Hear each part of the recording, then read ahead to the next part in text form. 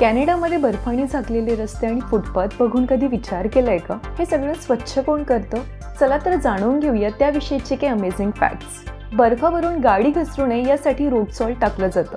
Road salt, ज्याला D-icing salt किंवा ब्राईन असंही म्हटलं जातं. सोडियम क्लोराईड हे बर्फ वितळविण्यासाठी वापरलं जातं. पण -9 डिग्री सेल्सिअसच्या खाली तापमान गेलं तर ते प्रभावी राहत नाही. त्यामुळे काही ठिकाणी कॅल्शियम क्लोराईड, मॅग्नेशियम क्लोराईड आणि बीट ज्यूसचं मिश्रण वापरलं जातं.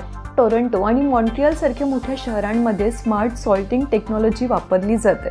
म्हणजेच मिठाचा योग्य प्रमाणात आणि ठराविक ठिकाणी वापर केला जातो.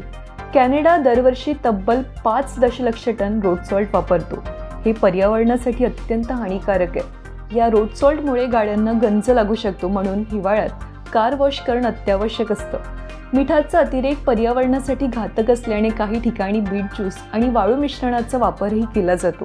एवढंच नव्हे तर कॅनडामध्ये घरमालकांना स्वतःच्या घरासमोरचा फुटपाथ साफ करणं बंधनकारक आहे. घराच्या समोरील बर्फ वेळेत साफ न केल्यास $100 ते $500 पर्यंतचा दंडही लागू शकतो.